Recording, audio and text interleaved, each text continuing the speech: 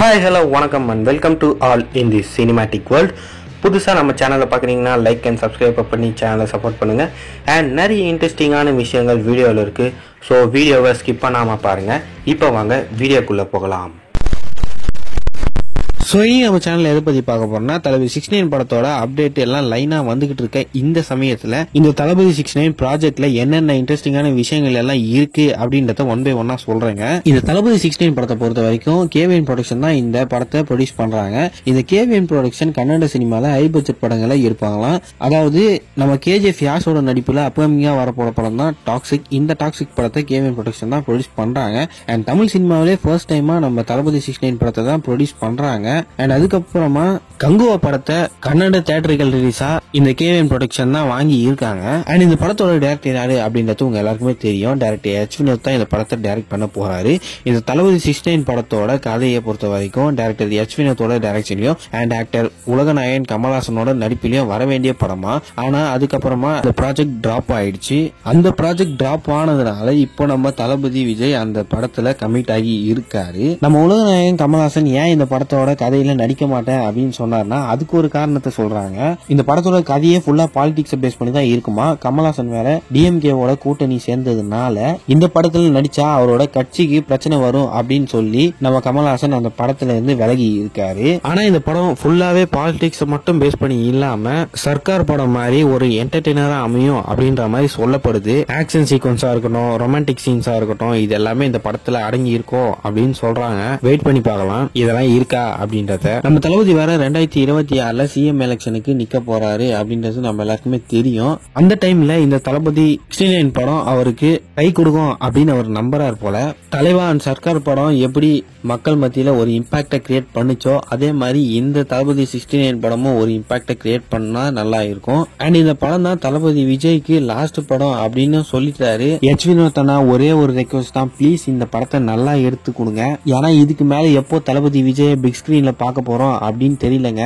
எனக்கு ரொம்ப கஷ்டமா இருக்குங்க. தளபதி படமே இதுக்கு மேல நடிக்க மாட்டேன் அப்படின்னு சொன்னதுனால 2026க்கு அப்புறமா தொடர்ந்து படங்கள் நடிச்சா நல்லா இருக்கும் அப்படின்னு எனக்கு தோணுது. அண்ட் நீங்க என்ன நினைக்கிறீங்க அப்படின்றத மறக்காம கீழே கமெண்ட் பண்ணி விட்டுருங்க. அண்ட் மியூசிக்கும் நம்ம ராக் ஸ்டார் அனிருத் தான் பண்ண போறாரு.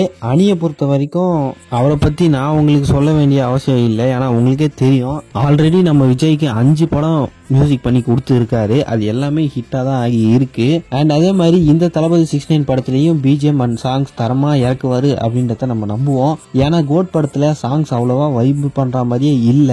அதனால இந்த படத்துல வர சாங்ஸ் அண்ட் பிஜிஎம்ஸ் வச்சுதான் நம்ம வைப் பண்ணணும். வெயிட் பண்ணி பார்க்கலாம் சாங்ஸ் அண்ட் பிஜிஎம்ஸ் எப்படி வருது அப்படின்றத. அண்ட் அதுக்கப்புறமா இந்த படத்தோட கேஸ்ட் அண்ட் கிரூவை இப்போ ரிவீல் பண்ணிக்கிட்டு இருக்காங்க. கேவிஎன் ப்ரொடக்ஷன் டெய்லி இந்த படத்தோட கேஸ்ட் அண்ட் கிரூஸ் யாரு அப்படின்றத அப்டேட் பண்ணிக்கிட்டே இருக்காங்க. இந்த படத்தோட வில்லனா பாபி தியோல் நடிக்க போறாரு அப்படின்றத அபிஷியலா அனௌன்ஸ் பண்ணி இருக்காங்க. நீங்க அனிமல் படம் பார்த்து இருந்தா பாபி தியோல் யாரு அப்படின்றது உங்களுக்கே தெரிஞ்சு இருக்கும். அவரோட வில்லனிசம் சும்மா தரமா இருக்கும். அண்ட் கங்குவா படத்திலுமே அவர் தான் வில்லனா நடிச்சு இருக்காரு. வெயிட் பண்ணி பார்க்கலாம் இந்த படத்துல அவரோட கேரக்டர் எப்படி வரப்போகுது அப்படின்றத. அதுக்கப்புறமா ஹீரோயினா பூஜா ஹெக்டே நடிக்க போறாங்களாம். பீஸ்ட் படத்துக்கு அப்புறமா செகண்ட் டைமா 2 பேரும் சேர்ந்து நடிக்க போறாங்க. ஆனா சமந்தா தான் இந்த படத்துல ஹீரோயினா நடிக்க போறதா ரூமர் வந்துட்டு இருந்தது. ஆனா பூஜா ஹெக்டே தான் ஃபைனலா ஹீரோயினா கமிட் ஆகி இருக்காங்க போல. பொதுவாகவே டைரக்டர் எச் வினோத்தோட படத்துல எல்லாத்துலயுமே ஹீரோவுக்கும் ஹீரோயினுக்கும் ஒரு ரொமான்டிக் சீன்ஸ் இருக்கும். லைக் டைரக்டர் எச் வினோத்தோட டைரக்ஷன்ல வந்த தீரன் அதிகாரம் 1 படத்துல கார்த்திக்கும் ரகுலுக்கும் சூப்பரா ரொமான்டிக் சீன்ஸை எடுத்து இருப்பாரு. அதே மாதிரி இந்த தளபதி 69 படத்திலுமே ரொமான்டிக் சீன்ஸ் இருக்கும் அப்படின்னு சொல்லப்படுது. அப்படி இருந்தா நல்லா தானே இருக்கும்.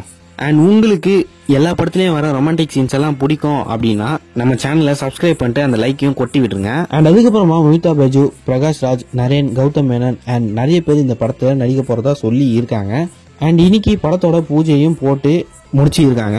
படத்தோட ஷூட்டிங்கை பொறுத்த வரைக்கும் நாளைக்கு ஸ்டார்ட் பண்றோம் அப்படின்னு சொல்லி இருக்காங்க. ஃபர்ஸ்ட் ஷூட்டிங்கா ஒரு சாங்கை தான் ஷூட் பண்ண போறாங்களாம். அரபிக் குத்து மாதிரி இந்த சாங்கும் ஹிட் அடிக்குதா அப்படின்றத நம்ம வெயிட் பண்ணி பார்க்கலாம். படத்தோட பூஜை ஸ்டில்ஸ் எல்லாத்தையுமே சூப்பராகவே அப்டேட் பண்ணிக்கிட்டு இருக்காங்க. என்னை பொறுத்த வரைக்கும் இந்த படத்தோட அப்டேட்ஸை ரெகுலரா கொடுத்துட்டு இருந்தா நல்லா இருக்கும். அவ்வளவுதாங்க, இதோட என்னோட வீடியோ முடிச்சுக்கிறேன். உங்களுக்கு தளபதி 69 படத்தை பத்தி எதனா தோணுச்சுன்னா மறக்காம கீழே கமெண்ட் பண்ணி விட்டுருங்க. அண்ட் இதே மாதிரி நிறைய cinematic update and movie reviews நம்ம சேனலை சப்ஸ்கிரைப் பண்ணி சப்போர்ட் பண்ணுங்க. அண்ட் அந்த லைக்கையும் கொட்டி விட்டுருங்க. Thank you, bye by.